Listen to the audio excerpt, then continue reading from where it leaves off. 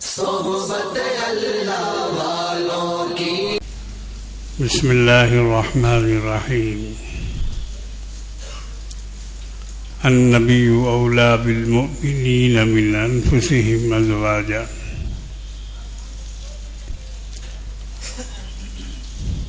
व अज़वाजुहु उम्माहातुहुम। सदक़ल्लाहुल अज़ीम।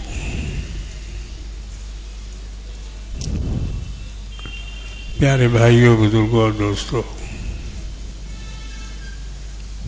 कुरान करीम की एक आयत का छोटा सा टुकड़ा मैंने आपके सामने पेश किया। इसमें अल्लाह रब्बुल आलमीन ने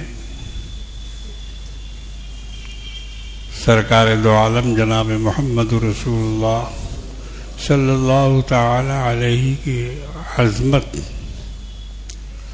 और आपकी बड़ाई, आपकी बुजुर्गी, आपकी बरतरी बयान फरमाई है कि नबी जो हैं तुम में तुम्हारी जान से ज़्यादा अफजल हैं। इनका रुतबा, इनका मर्तबा, इनकी बड़ाई तुम्हारी जानों से बहुत ज़्यादा ऊंची। औला, औला का लफ्ज़ है बहुत ऊंची, बहुत बरतर और बहुत ही आला और अफजल। अन्नबिय्यु औला बिल्मुमिनीना, जितने भी ईमान वाले हैं, जितने भी मोमिन हैं, मुसलमान हैं, उन तमाम मुसलमानों की जानों से ज़्यादा अफजल हैं नबी करीम सल्लल्लाहु ताला अलैहि वसल्लम।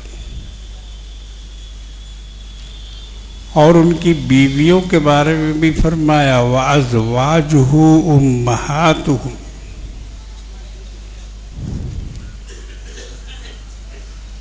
उनकी जो बीवियां हैं, अज़वाज हैं, वो तुम्हारी माएँ हैं। उनको अपनी माएँ समझो। चुनांचे उम्मत ने नबी करीम सल्लल्लाहु अलैहि वसल्लम की माओं का, यानी हम लोगों की माओं का और उनकी बीवियों का बहुत ही लिहाज रखा, बड़ा ही अदब किया। और मैं कभी ये बता चुका हूँ कि हुजूर के निकाह करने के पीछे इस्लाम की सरबुलंदी मकसद था और दूसरे कबाइल से इस्लाम को महफूज करना था। चुनांचे मैंने आपके सामने ये बात कभी रखी है कि अबू सुफियान की बेटी से जो हुजूर का निकाह हुआ, उम्मे हबीबा रज़ी अल्लाह ताला अन्हा, तो अबू सुफियान वो शख्सियत थी मक्के में कि इन्होंने बार बार कुफ्फार को जोड़कर मदीने पे हमला किया। 3 जंगों में तो खुद ये सिपा सालार रहे, काफिरों की तरफ से, मक्का वालों की तरफ से। फौज के सिपा सालार यही थे और इनकी सरपरस्ती में 3 बड़ी बड़ी जंगें हुई। काफी मेहनत की इन्होंने, काफी खर्च किया इन्होंने। और उसमें से जो आखिरी जंग जो अबू सुफियान ने लड़ी वो है जंग खंदक, ग़ज़वे अहज़ाब जिसको कुरान ने कहा है। वो तो एक बहुत बड़ा हमला था मदीने पर, और अल्लाह की मदद अगर नहीं शामिल हाल होती तो मुसलमानों का मदीने से सफाया हो जाता। ऐसी प्लानिंग थी। इतनी कसीर तादाद में लोग उसमें आए थे।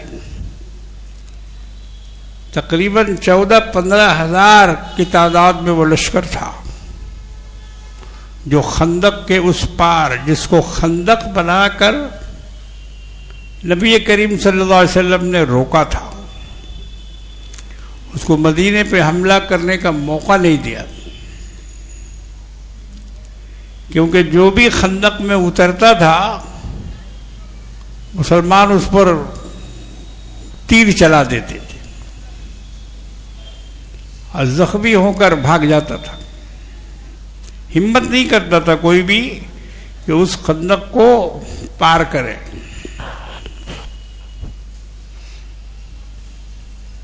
तो ये तदबीर जनाब मोहम्मद रसूलुल्लाह सल्लल्लाहु अलैहि वसल्लम ने इख्तियार की। जब जाकर वो ग़ज़वा फतह हुआ, कुफ़ार को वहां से भागना पड़ा। कि ये आखिरी लड़ाई थी जो अबू सुफियान की सरकर्दगी में हुई। उन लोगों ने अपने तौर पर यह तय किया था कि इस मर्तबा तो हम लोगों को बाजी जीतना ही जीतना है और इस्लाम का, मोहम्मद रसूलुल्लाह का इस बार सफाया कर देना है। और उनके इस अमल में, इस कौल में सदाकत भी थी, इसलिए कि कोई कबीला ऐसा उन्होंने बाकी नहीं छोड़ा था कि जिसके जंगजुओं को, जिसके सूरमाओं को, जिसके बहादुरों को उसमें जमा नहीं किया गया। यहूदी उसमें थे, ईसाई उसमें थे, मक्का के मुशरिकीन उसमें थे और आसपास के करिया कबाइल वाले लोग उसमें थे। यानी समूह को जोड़कर एक प्लानिंग करके एक बहुत बड़ी लड़ाई लड़ने का अबू सुफियान का इरादा था। अगर वो उसमें कामयाब हो जाते तो मुसलमानों का वजूद ही खत्म हो जाता, क्योंकि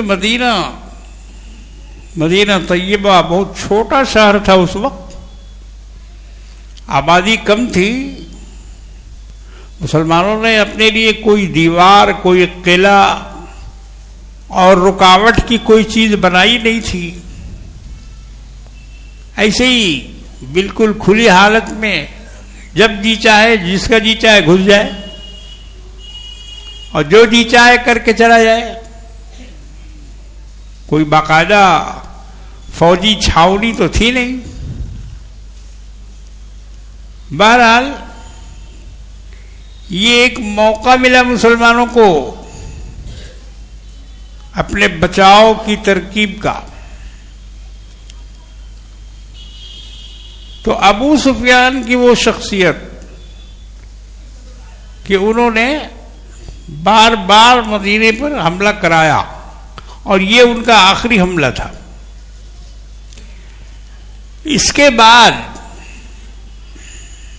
उम्मे हबीबा रज़ी अल्लाह ताला अन्हा की शादी और निकाह का वाक़या पेश आया, और वो भी कुदरती तौर पर।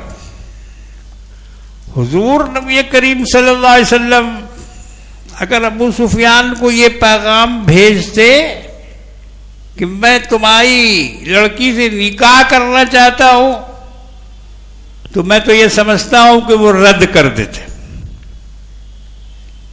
अबू सुफियान इसको कभी कबूल नहीं करते, क्योंकि वो तो दुश्मन नंबर 1 थे ना। तो किसी दुश्मन नंबर 1 को न पैगाम भेजा जा सकता था और न उनसे इस सिलसिले में कोई गुफ्तगू की जा सकती थी। ये तो खुदाई निजाम है। अबू सुफियान की बेटी से हुजूर का निकाह एक खुदाई निजाम था।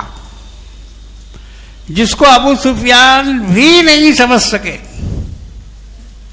ये अलग बात है कि उम्मे हबीबा पहले मुसलमान हो चुकी थी, इस्लाम ले आई थी मक्का में अपने शौहर के साथ, दोनों मुसलमान हो गए थे। और जब मुसलमानों के एक काफिला ने हुजूर के कहने पर हबशा की तरफ हिजरत किया तो उसमें ये दोनों मियां बीवी भी शामिल थे। तो ये गए, खुदाई निजाम ये था कि उनका शौहर वहां जाकर मुर्तद हो गया और उसके बाद फिर मर गया। अब उम्मे हबीबा अकेली रह गई, इनका न कोई साथी, न कोई रिश्तेदार, न कोई घर वाला, न कोई कुछ, अकेली रह गई। सरदार की बेटी थी, नजाशी को मालूम हुआ कि मक्का के एक सरदार की बेटी जो हुजूर के निकाह में थी, नहीं उस वक्त निकाह नहीं हुआ, हुजूर के निकाह में नहीं, वो यहां मौजूद हैं और बेसहारा हो गई हैं। तो खुदाई निजाम ये बना कि नज्जाशी के दिल में ये ख्याल पैदा हुआ कि इनका निकाह किससे किया जाए, इनको तो अब निकाह की जरूरत है, इनको अब निकाह की जरूरत है, ये अकेली रह गई हैं, ये जिएंगी कैसे, ये गुजारा कैसे करेंगी, और हैं मक्का के सबसे बड़े सरदार की बेटी। तो किसी सिपाही से अगर उनका निकाह कर दिया जाता तो वो उनके मनसब के खिलाफ होता। नजाशी ने बहुत गौर किया, गौर करने के बाद अल्लाह ने उसके दिल में ये बात डाली कि सरदार का निकाह तो सरदार ही से हो सकता है। सरदार की बेटी का, मक्का के जो सरदार हैं इस वक्त वो जनाब मोहम्मद रसूलुल्लाह सल्लल्लाहु ताला अलैहि वसल्लम है। बहरहाल ये खुदाई एक निज़ाम था कि अबू सुफियान को अगर इस बारे में बाकायदा पैगाम दिया जाता कि तुम मेरी बेटी, अपनी बेटी का निकाह हुजूर से कर दो, वो इसको कभी मंजूर नहीं करता। मगर बेटी जाके वहां ऐसा गिरफ्तार हुई, बेवा हो गई, शौहर मर गया, मुर्तद हो गया, तो अब अल्लाह रब्बुल आलमीन को ये पसंद आया कि ये बेटी मेरे नबी के निकाह में आए। अल्लाह ने उनको उम्महातुल मोमिनीन में शामिल फरमाया और उनके नबी की बीवी होने की वजह से अबू सुफियान ठंडा पड़ गया। उसके बाद कभी हिम्मत नहीं हुई कि वो मदीने पे हमला करे या फौज को जमा करे, बल्कि जब मालूम हुआ कि मेरी बेटी हबशा से वापस आई है और रसूलुल्लाह से उसका निकाह हो गया है, तो गए मदीना मिलने के लिए अबू सुफियान अपनी बेटी से। ये सब मैं आपको बार बार बता चुका हूं। अभी बताना यह है कि इसका बहुत असर मक्का के तमाम कबीलों पर पड़ा। हुजूर नबी करीम सल्लल्लाहु अलैहि वसल्लम उनके दामाद बन गए। जो लोग बराबर हमलावर होते थे, फौज तैयार करते थे, यहां तक कि उसमें एक यहूदिया भी थी, उनसे भी निकाह हुआ हुजूर नबी करीम सल्लल्लाहु अलैहि वसल्लम का, और वो भी सरदार की बेटी थी, हुयई इब्न अख्तब। यहूदियों का बड़ा सरदार था और एक बहुत बड़े किला का मालिक था, अपने कबीले में काफी शोहरत याफ्ता था। उसकी बेटी का निकाह आकाए नामदार जनाब मोहम्मद रसूलुल्लाह सल्लल्लाहु ताला अलैहि वसल्लम से हुआ। अब कैसे हुआ उसकी एक लंबी तफसील है।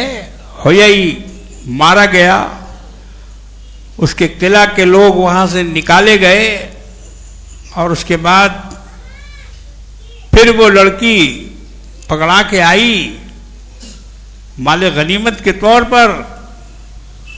हुजूर ने लोगों से पूछा कि भाई सरदार की बेटी है, क्या किया जाए?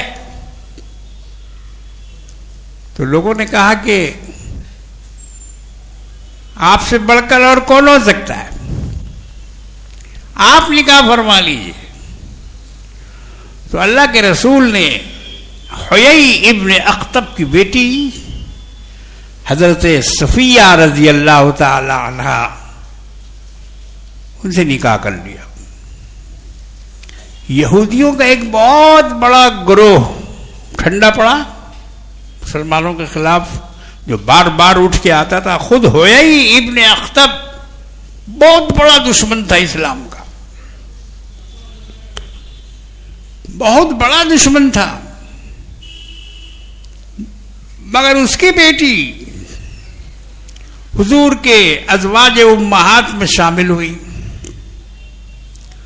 तो ये जो हमारी माएँ हैं, वाज़वाजुहु उम्महातुकुम,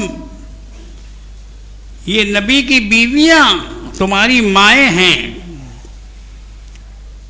तो अल्लाह रब्बुल आलमीन ने अपने रसूल की बीवियों को बड़ा दर्जा, बड़ा मकाम अता फरमाया, उम्मत की माँ बनाया। वो कहा कि ये तुम्हारी माएँ हैं। कुरान ने एक और हुक्म भी दिया और ये कहा कि इनमें से किसी का भी निकाह किसी दूसरे से नहीं हो सकता है, किसी दूसरे से नहीं हो सकता है। मोमिनों पे हराम है। नबी करीम सल्लल्लाहु अलैहि वसल्लम के विसाल के बाद भी, या आपने अगर किसी को तलाक दे दिया है तब भी उनसे दूसरा कोई निकाह नहीं कर सकता। अल्लाह ने उनको इस तरह से बचाया। कुरान में है, वला तन्किहू अज़वाजहू मिन बादिही अबदा। उनकी जो बीवियां हैं मुसलमानों, उसमें से कोई भी किसी से निकाह नहीं कर सकता, अबदा, कयामत तक किसी का निकाह नहीं हो सकता। जो नबी की बीवी बन गई, जो उम्महातुल मोमिनीन में शामिल हो गई, अब उनका निकाह किसी और से नहीं हो सकता। तो अल्लाह ने इस तरह से नबी करीम सल्लल्लाहु अलैहि वसल्लम की अज़वाज को, उनकी आज़मत को, उनकी बुजुर्गी को, उनकी बड़ाई को बयान किया। कई मकामात पर बीवियों का बयान है, उनके फ़ज़ाइल दर्ज हैं। हम लोग अपने रसूल की सीरत को तो पढ़ते नहीं, सीरत से नावाकिफ़ हैं हम लोग। घरेलू ज़िंदगी, अज़दवाजी ज़िंदगी, मियाँ बीवी के ताल्लुकात, जो नमूना नबी करीम सल्लल्लाहु अलैहि वसल्लम ने पेश किया है, मुसलमान आज इन तमाम नमूनों को भुला बैठे हैं। हमारे यहाँ यहूदियों का तरीका चल रहा है, ईसाइयों का तरीका चल रहा है।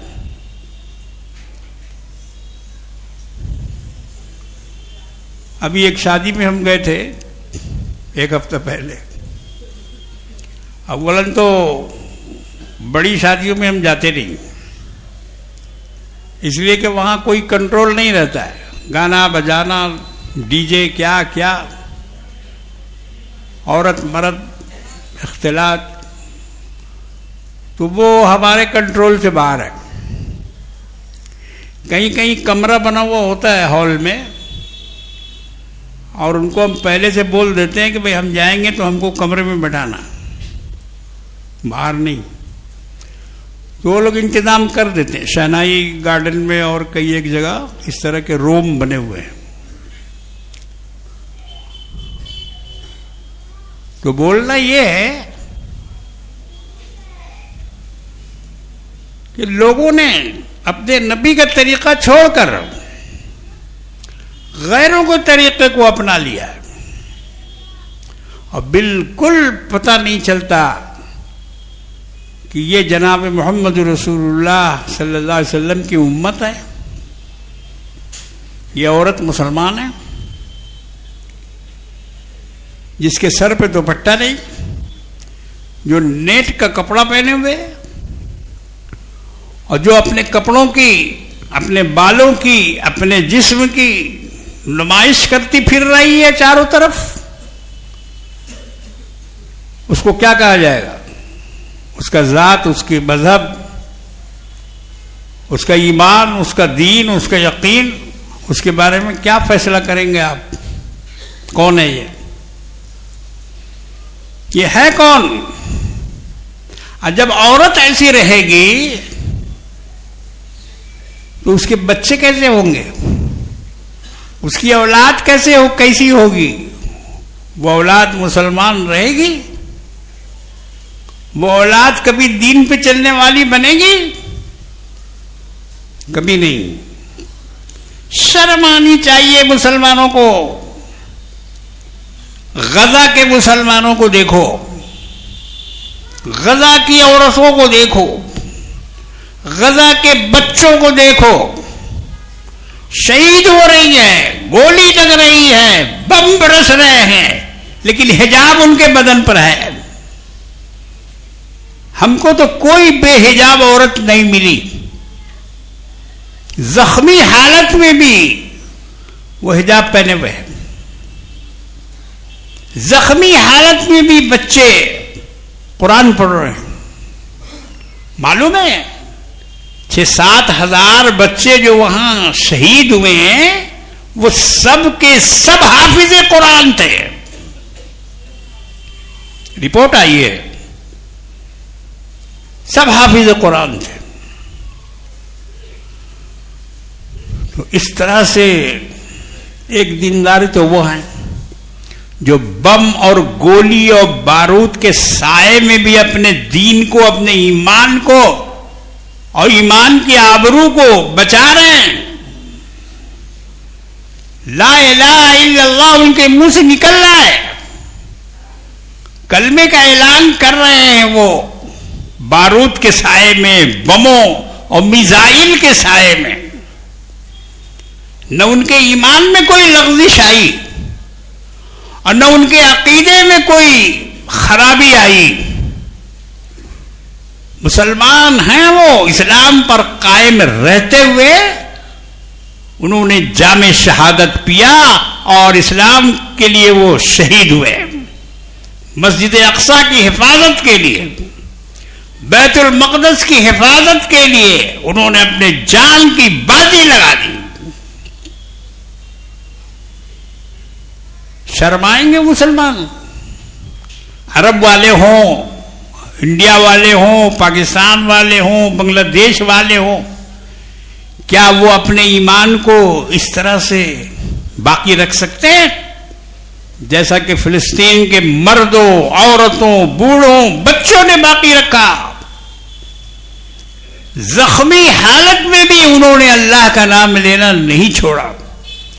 किसी के मुंह पर शिकवा नहीं है। देखो, वीडियो देखो, खबर देखो, इंटरव्यू देखो, पूछने वाला उनसे पूछ रहा है, इंटरव्यू लेने वाला इंटरव्यू ले रहा है, मगर अल्लाह की शिकायत उसकी जबान पर नहीं है।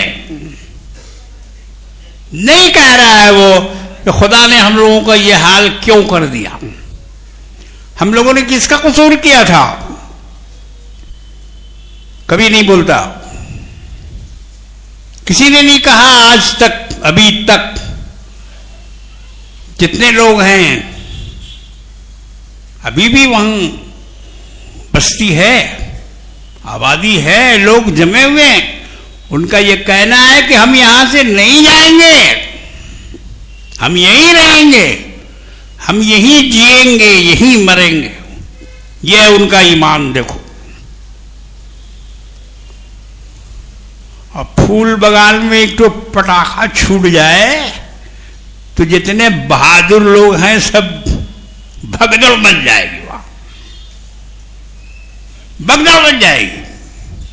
बहादुरों की बहादुरी समझ में आ जाएगी। तांती बाग में और दूसरी जगहों में जहां मुसलमान खचम खच भरे हुए हैं, मैं इसलिए नाम ले रहा हूं, आबादी के लिए नाम ले रहा हूं, मैं किसी मोहल्ले को इल्जाम नहीं दे रहा हूं, मगर जो आबादियां हमारी हैं उन आबादियों में भी अगर कोई हमला हो जाए, अगर कोई हमलावर हो जाए तो लोगों को भागते ही बनेगी फिर। और भागे लोग भागे, 47 में भागे, 50 में भागे हैं, 64 में भागे हैं, 92 में भागे हैं। इन तमाम सनों में बंगाल में राइट हुई, कलकत्ता में राइट हुई, बाबरी मस्जिद गिरने के बाद भी राइट हुई। लोगों ने अपना घर छोड़ दिया, मोहल्ला छोड़ दिया, निकल गए वहां से। किसी ने मुकाबला करने की हिम्मत नहीं हुई, हिम्मत नहीं हुई। हालांकि जिन लोगों ने हमला किया था 1992 में, वो सब दलित और चमार लोग थे। डोम पट्टी उसको बोला जाता है, डोम पट्टी। तो जब डोम लोगों ने हमला किया तो ये मुसलमान उसका मुकाबला नहीं कर सका। ये अपने मोहल्ले में बैठ के जितना भी डिंग हाँक ले, जितना भी बहादुरी बन जाए, मगर इसके अंदर मुकाबला करने की ताकत नहीं है। एक बोला ना कि एक पटाखा छोड़ दिया जाए तो भगदड़ बन जाएगी। इतने बुज़दिल हो गए हैं, इतने नाकारा और नाकाम हो गए, माफ कीजिएगा मैं बहुत सख्त बात बोल रहा हूं, मगर हकीकत यही है, हकीकत यही है। वरना पहले के जो लोग थे उनका ईमान बहुत मजबूत था। उनको अगर कोई एक थप्पड़ मारता था तो वो उसके जवाब में 4 थप्पड़ मारते थे। ऐसे लोग भी गुजरे हैं, ऐसे मोहल्ले भी हैं यहां कि जिन्होंने बाकायदा मुकाबला किया है। मगर आज हिम्मत की कमी हो गई। क्यों? ईमान की कमी हो गई। ईमान कमजोर हो गया, अपने आप को समझने लगे बुज़दिल।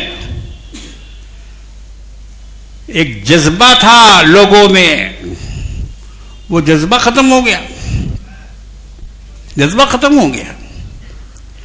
पहले के लोग भिड़ जाते थे और ये समझते थे कि क्या होगा, मौत होगी ना, शहीद होंगे ना, शहादत पाएंगे ना, तो ये भी तो कामयाबी है। खाली जंग में जीत जाना कामयाबी नहीं है, बल्कि उसको लड़ते हुए शहीद हो जाना यह भी बहुत बड़ी कामयाबी है।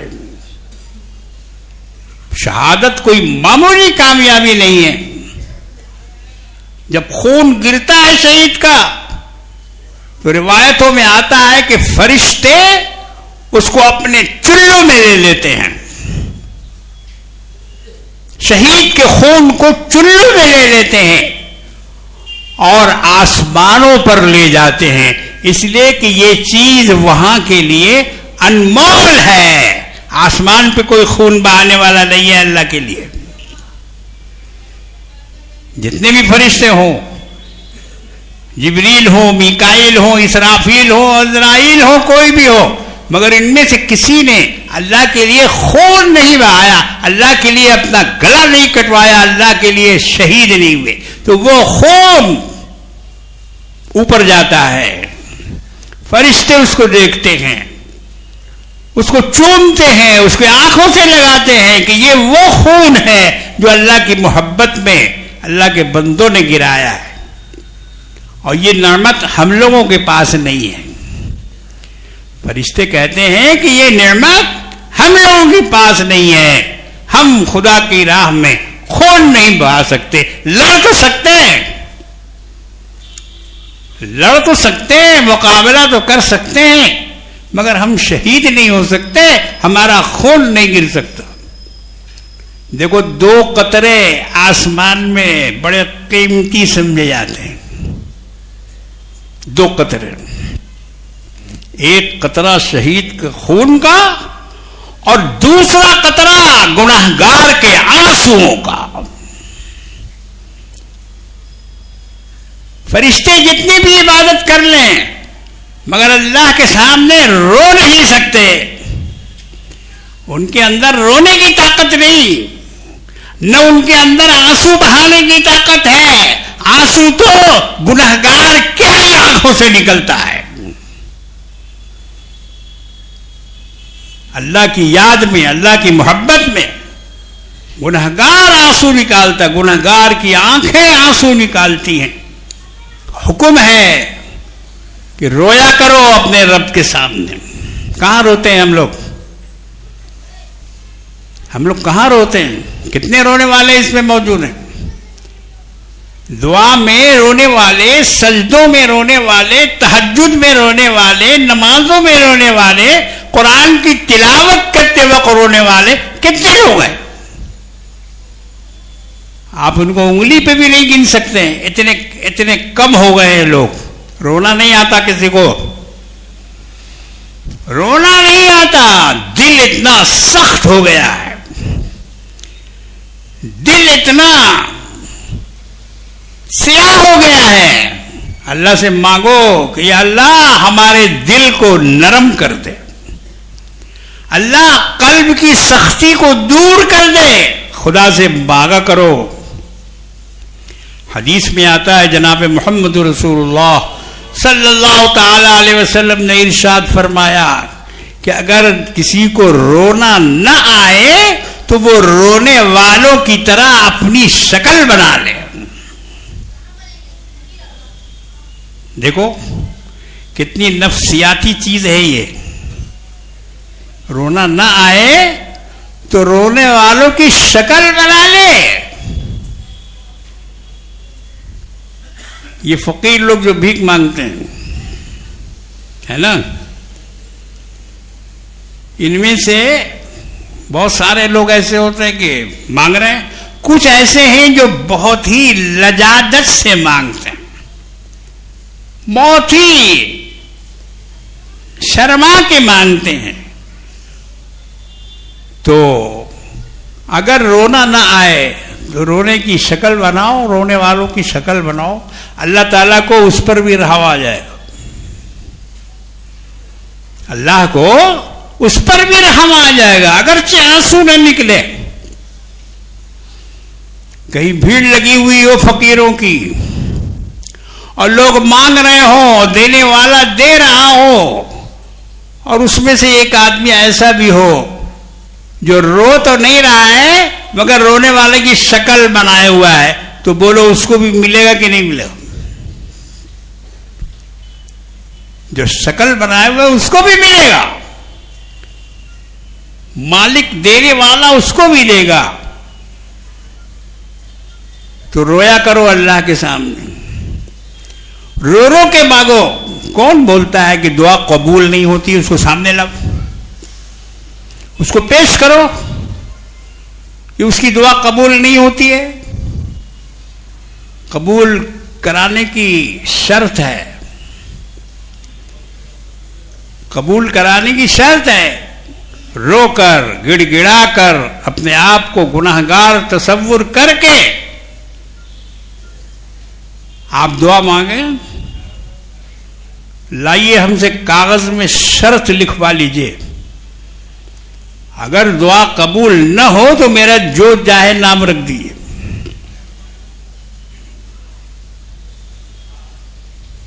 दुआ कबूल होती है, अल्लाह दुआ कबूल करता है। मगर आजकल लोगों ने अल्लाह का दरवाजा बंद कर दिया, दूसरा दरवाजा खोल दिया।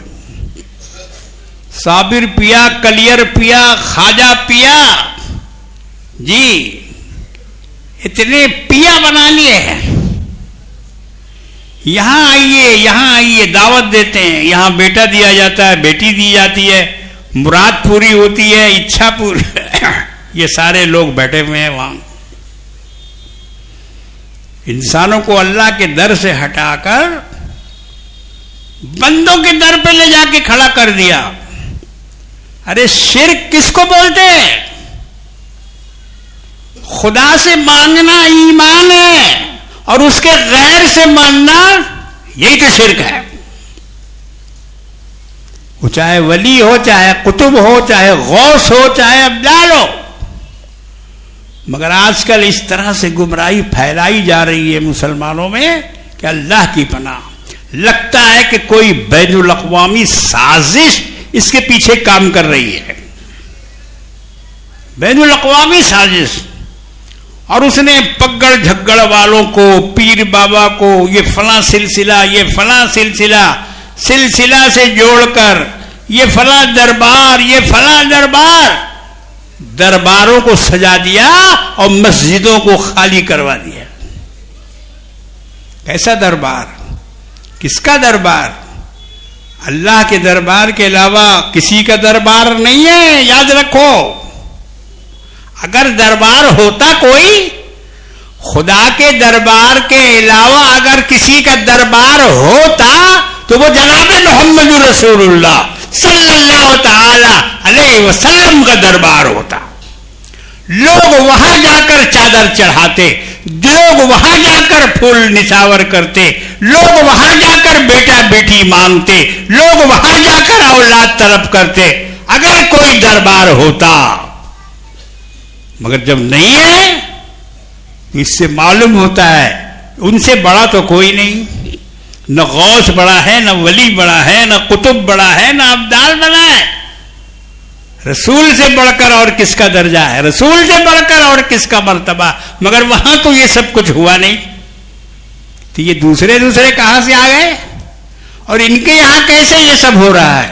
उन्होंने भी कभी इसका मुतालबा नहीं किया है, कभी नहीं मुतालबा किया किसी बुजुर्ग, किसी पीर, किसी वली ने कि हमारे पास आओ और हम बेटा बेटी दे देंगे और हम तुम्हारी तकदीर बदल देंगे और हम तुम्हारी दुनिया सवार देंगे। ये किसी बुजुर्ग का ये कौल नहीं है और न किसी ने ये काम किया है। बहरहाल मुसलमानों को अपने नबी पर ईमान रखना चाहिए, अपने कुरान पर ईमान रखना चाहिए, अपने रब पर ईमान रखना चाहिए। उम्महातुल मोमिनीन का तज़किरा मैंने शुरू किया था, इंशाअल्लाह ताला अगले जुमे में उसको मैं पूरा करूंगा। और मुसलमानों की इस दवाजी जिंदगी कैसी होनी चाहिए, मियाँ बीवी के ताल्लुकात कैसे होने चाहिए और किस तरह से इनको रसूलुल्लाह की सीरत के मुताबिक हम लोगों को लाना चाहिए, इंशाअल्लाह अगले जुमे में अल्लाह ने चाहा तो इसको बयान करूंगा मैं। अल्लाह हम सबको इल्म व अमल की तौफीक अता फरमाए। व आखिरु दावाना अनिल हम्दुलिल्लाहि रब्बिल आलमीन। मदरसे से लोग आए हैं, आप उनका ताउन फरमाइए। 4 जुमा में 59,000 रुपये वसूल हुए हैं, लेकिन अभी काम बहुत बाकी है। आप हजरात से दरख्वास्त है कि ताउन फरमाएं।